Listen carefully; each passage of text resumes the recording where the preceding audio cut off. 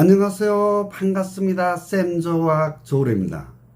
쌤조학은 통합학적인 관점에서 21세기 우리의 건강과 질병을 어떻게 체계적으로 관리할 것인지에 대하여 여러분과 함께 많은 대화를 나누고 싶습니다. 쌤조학은 여러분이 알고 싶은 것이나 궁금한 것을 하나하나 풀어드리고자 합니다. 오늘의 주제는 항산화 효소와 항산화 물질에 대해서 말씀을 드리고 싶습니다. 즉 항산화 효소, 항산화 물질입니다. 자, 그러면은 왜 항산화 효소와 물질이 필요한지에 대한 여러분들이 이해만 되는 것 같으면은 술술술 풀려갈 수 있겠죠. 우리가 항산화를 시키고자 하는 가장 큰 핵심적인 것은 활성산소거든요. 활성산소는 우리 체내에서 호흡량의 5% 정도의 산소가 활성산소로 된다는 것은 정석입니다. 이 5% 정도의 활성산소에 의해서 우리 몸은 노화가 되고 질병을 앓게 되는 거거든요. 네, 이와 같은 것을 우리 몸 체내에서 방어하기 위해 개발하는 것이 항산화 효소입니다. 이 항산화 효소가 부족하다 보니까 할 수 없이 외부적으로 항산화 물질을 먹어서 우리 몸을 노화와 질병으로부터 보호하고자 하는 것이 오늘 강의의 가장 큰 맥락인 항산화 효소, 항산화 물질이 하는 가장 큰 역할인 겁니다. 다시 얘기하자면 우리는 태어나서 죽을 때까지 호흡량의 5% 정도의 활성산소가 만들어지고 그 활성산소에 의해서 우리는 노화가 되고 질병이 걸리게 되기 때문에 그것을 우리 몸 자체적으로 방어하기 위해서 만들어낸 것이 항산화 효소고, 그 항산화 효소가 부족하다 보니까 외부적으로 항산화 기능을 할 수 있는 물질을, 그죠? 항산화 물질이겠죠? 먹어주는 것. 그것이 우리가 일반적으로 생명 유지를 하는 가장 큰 역할이라는 거죠. 그래서 1차적으로 제가 항산화 효소에 대해서 여러분과 함께 말씀을 드리고자 합니다. 그죠? 항산화 효소의 역할은 활성산소를 제거시키는 데 있다는 것은 여러분들이 알게 됐죠. 그죠? 그래서 한 4가지 정도를 얘기를 할 건데, 자, 항산화 효소에 대해서 아시려고 그러는 것 같으면은 간단하게 효소에 대해서 딱 2가지만 기억하십시오. 길게 얘기하면 여러분들 못 알아들으니까. 효소라는 것은 딱 2가지만 여러분 딱 기억하시면 되는 겁니다.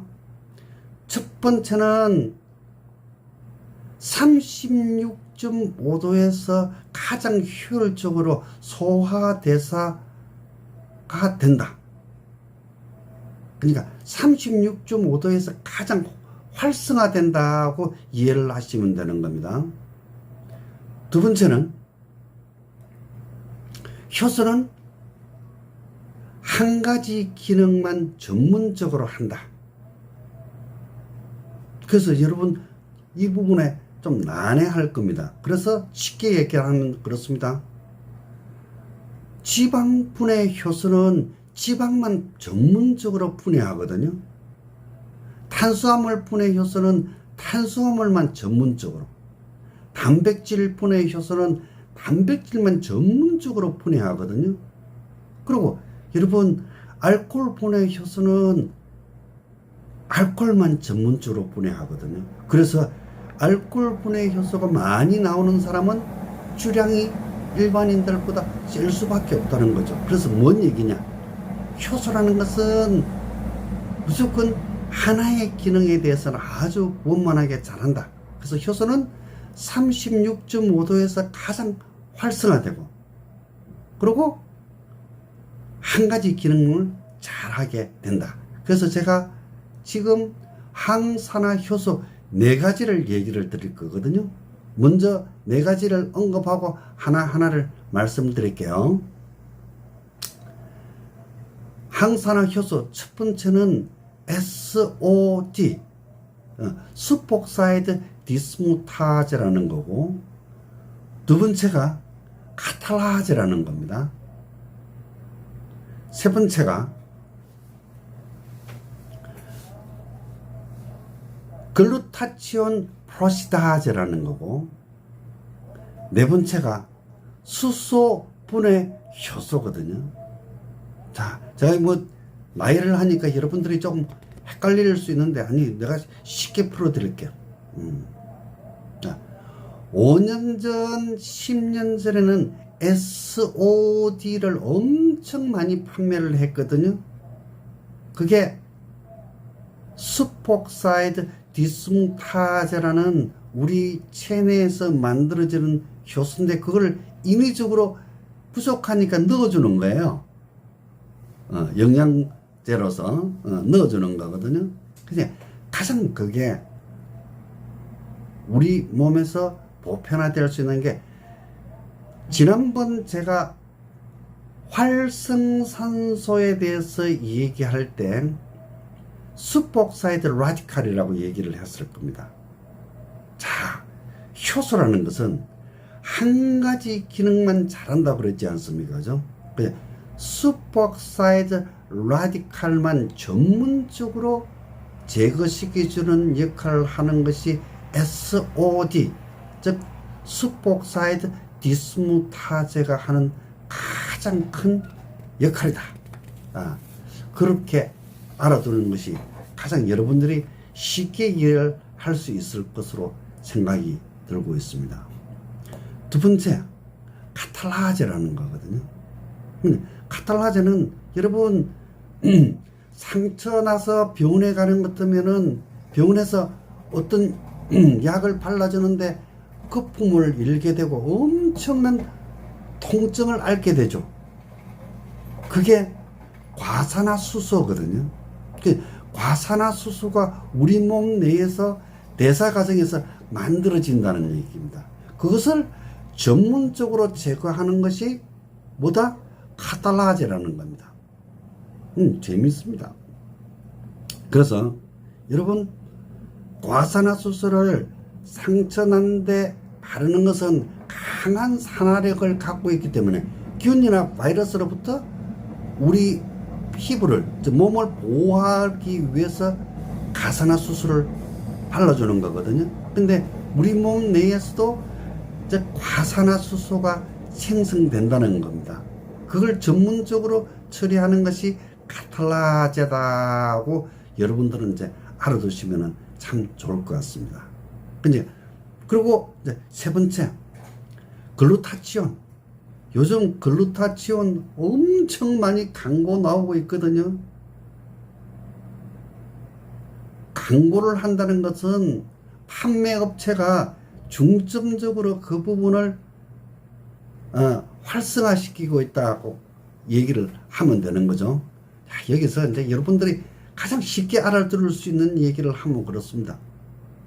글루타치온이라는 것은 과산화 지질을 전문적으로 알코올 분해를 시키거든요. 알코올 분해. 그러니까 글루타치온이 과산화 지질을 알코올로 환원시킨다? 그건 뭡니까? 고지혈증, 중성지방, 그죠? 여러분들이 많이 앓고 있는 거. 또 저밀도 콜레스테롤, 이제 그런 것을 가장 효율적으로 낮춰줄 수 있는 항산화 효소가 글루타치온 프록시다제입니다 라고 이제 광고에서 선전을 하는 거죠. 그러니까 요즘 고지혈증을 앓고 있는 분들이 굉장히 많지 않습니까? 그렇지 않습니까? 그죠? 중성지방이 많아. 또 저밀도 콜레스테롤이 많은 사람이 대세가 일어나니까 지금 광고를 엄청 많이 하고 있는 거죠. 그러니까 광고라는 것은 그 사업하는 사람들은 어떤 필요에 의해서 광고를 하는 거거든요. 그래서 쉽게 이해를 하시면 될 것으로 보고 있습니다. 그리고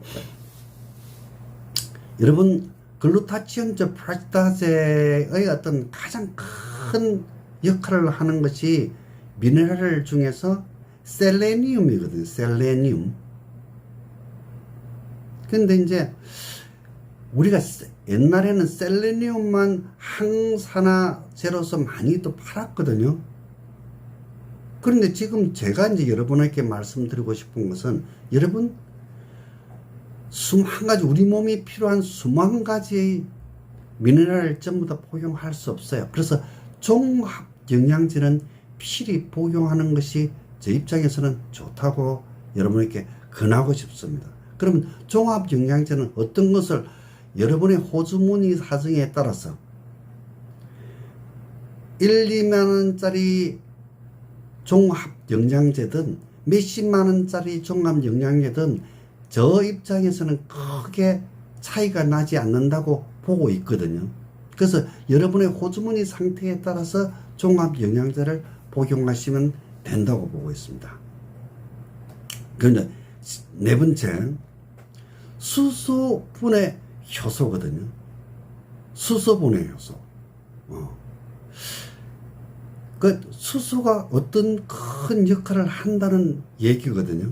근데 아직까지 여기에 대한 논문은 아주 구체적으로 많이 나와 있지를 않아 가지고 많이 언급하기는 힘듭니다. 그러나 수소 분자를 수소 원자로 만드는 과정에서 마이너스 수소 이온과 플러스 수소 이온의 어떤 전이 차이에 의해서 인체 내가 많이 바뀌어져 가는 것이 가장 정석적으로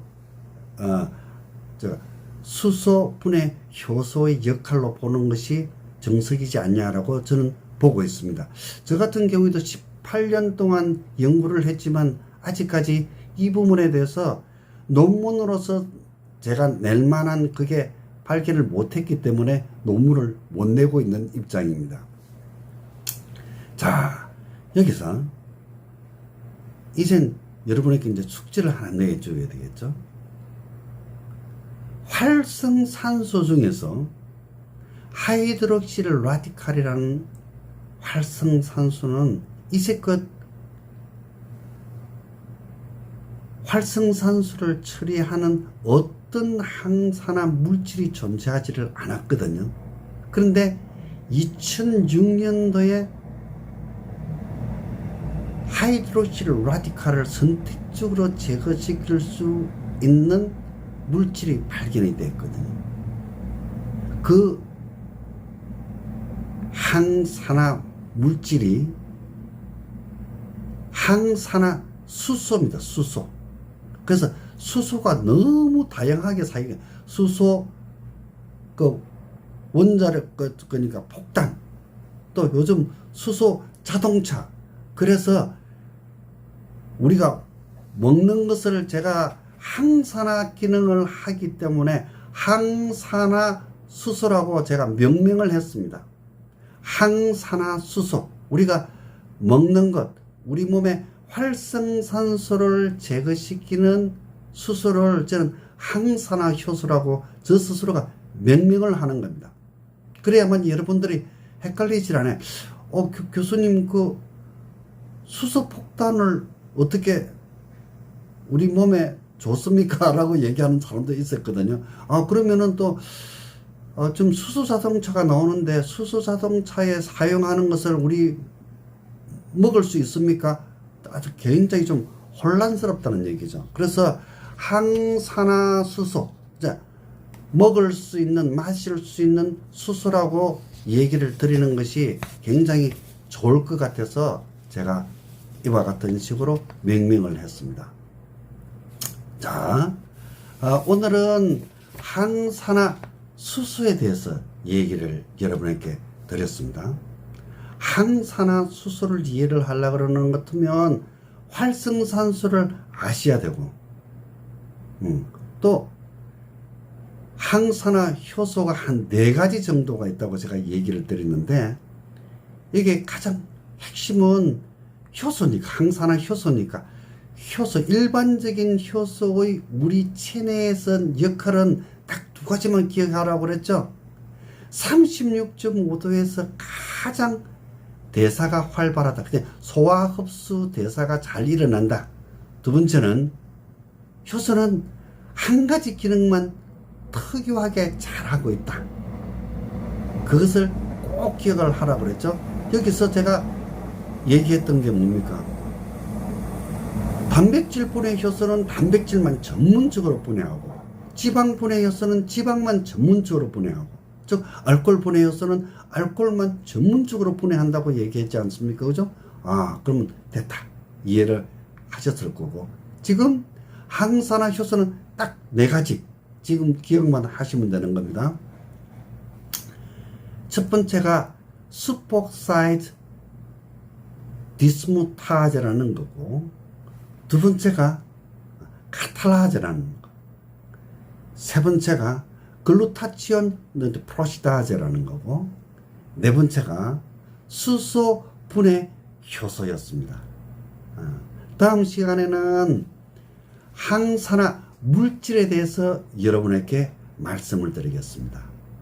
오늘 강의가 여러분에게 도움이 되셨다면 구독, 좋아요, 알림 부탁합니다.